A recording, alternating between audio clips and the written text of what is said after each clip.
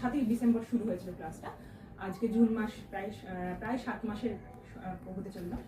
তো আমরা এমন একটা বিষয় নিয়ে, এমন একটা সাবজেক্ট নিয়ে এখানে পড়তে এসেছি যেটা আমাদের জীবনে তো বটেই, মানে আমাদের দেশের দিক থেকে যদি চিন্তা করি তার গুরুত্ব অপরিসীম, কিন্তু পড়াশোনার দিক থেকে বোধহয় এই সাবজেক্টটাই সব থেকে কম গুরুত্ব পায়।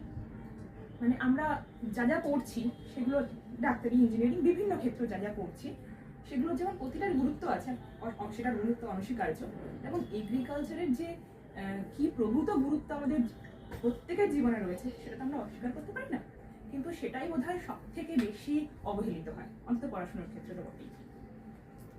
এমন একটা সাবজেক্ট নিয়ে পড়তে এসেছি যেখানে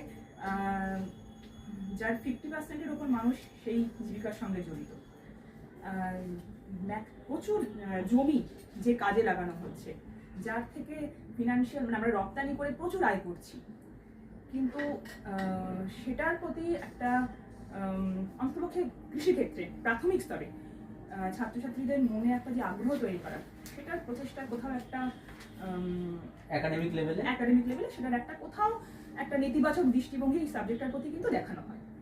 তো আমরা বলবো যে আমরা খুব ফরচুনেট, বা আমরা খুবই সৌভাগ্যবান যে আমরা এমন একটা সাবজেক্ট চুজ করার সুযোগ পেয়েছি যার মাধ্যমে এই বিষয়টা সম্পর্কে একটা ধারণা লাভ করতে পারছি।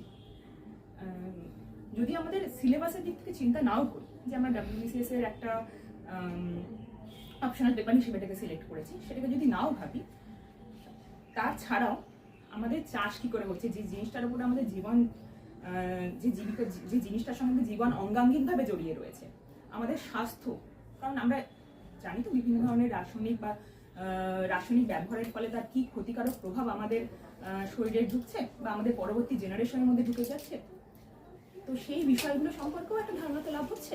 তো শুধুমাত্র এগ্রিকালচারের অপশনাল পেপার হিসেবে নয়, আমাদের বাস্তব জীবনেও যে এগ্রিকালচার সাবজেক্টটা কি পরিমাণ গুরুত্বপূর্ণ সেটা আমরা কিন্তু অনেকটা বুঝতে পেরেছি এখানে পড়তে এসে, আর সেটার জন্য, সেই সুযোগটা করে দেওয়ার জন্য আমাদের মেন্টর স্যারকে অসংখ্য ধন্যবাদ। প্রতিদিনই আমরা কিছু কিছু নতুন সাবজেক্ট, নতুন এই সাবজেক্টের বিভিন্ন বিষয়গুলো পড়ি। তো তার মধ্যে আজকে যেটা করলাম, যেটা আমরা খুব মানে ব্যবহার হতে দেখি, ইভেন আমরা অনেকে বাড়িতেও এটা করার চেষ্টা করি, তার মধ্যে একটা হচ্ছে ভেজিটেটিভ প্রপাগেশন বা কলম পদ্ধতি। এবার কলম পদ্ধতির মধ্যে আমরা 4 ধরনের, মানে কলম করার প্রয়োজন হয় কেন, সেটা তো একটা প্রশ্ন উঠতে পারে, যে আমাদের তো বীজ থেকেই যদি আমাদের ফল হয়ে যায় তাহলে আলাদা করে কলমের কি প্রয়োজনীয়তা। তো সেক্ষেত্রে দেখা যাচ্ছে যে গাছ থেকে বীজ, সে অর্থে ভালো বীজ পাচ্ছি না, বা যদি বীজ থেকে গাছ তৈরি করাও হয় সেখান থেকে তার উপযুক্ত ফলন পাবো না। তো এরকম যদি সিচুয়েশন হয়, সেই গাছের ক্ষেত্রে আমরা তুলনামূলকভাবে প্রেফার করি যে একটা পরিণত মাতৃ উদ্ভিদকে গ্রহণ করা, সেই মাতৃ উদ্ভিদ থেকে আমরা চাষটা করব। তো এই ধারণাটাকে ব্যবহার করে কিন্তু রুটি বা কলম পদ্ধতির আবিষ্কার বা কলম পদ্ধতির প্রচলন। তো সেক্ষেত্রে আমরা 4 ধরনের কলমের খুব ব্যবহার দেখতে পাই, এবং সেগুলোকে বিভিন্ন ভাবে অন্য ক্ষেত্রে ব্যবহার করা হয়। তার মধ্যে প্রথম যেটা হচ্ছে কাটিং।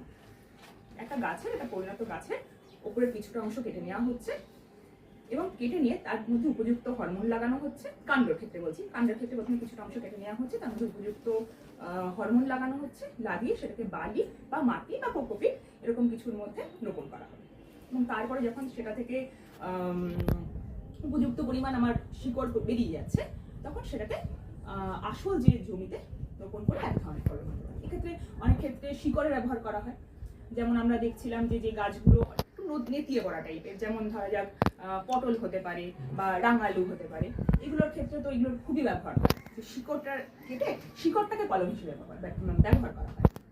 একইভাবে কাণ্ডেরও ব্যবহার হয়, গাঁদা বা পিয়ারার ক্ষেত্রে বা গোলাপের ক্ষেত্রে, এগুলোর ক্ষেত্রে তো প্রচুর ব্যবহার হয়, সেগুলোর ক্ষেত্রে কাণ্ড ব্যবহার করা হয়।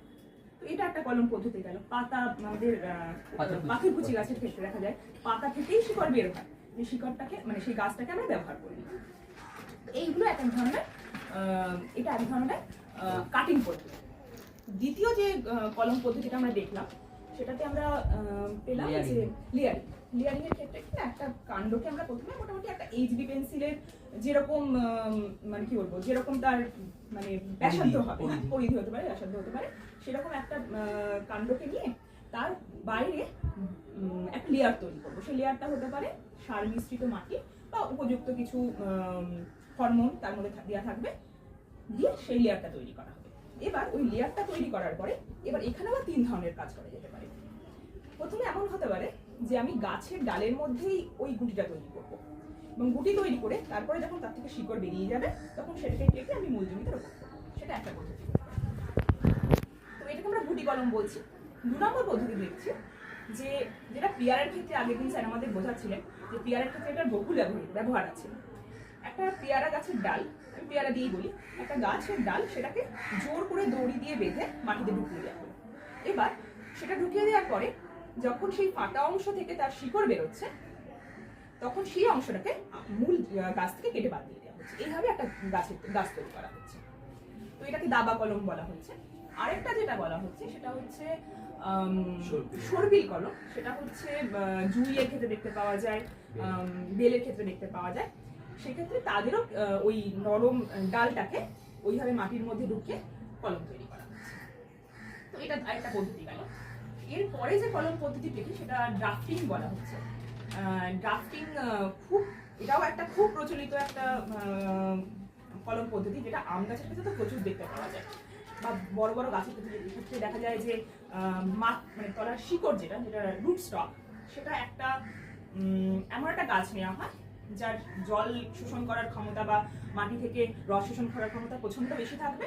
তুলনামূলকভাবে ওপরের যে অংশটা নেওয়া হচ্ছে সিয়ন বলে, সেটা হচ্ছে একটা উন্নত জাতের। তো এবার নিচের স্টকের মধ্যে, রুট স্টকের মধ্যে সিয়নকে বিভিন্নভাবে, হতে পারে সেটা বিভিন্ন অ্যাঙ্গুলার ভাবে বা সরাসরি আটকে বাইরে থেকে তাকে কোনো একটা কিছু দিয়ে বেঁধে র্যাপিং করে সেটাকে আমরা গাছটাকে তৈরি করছি।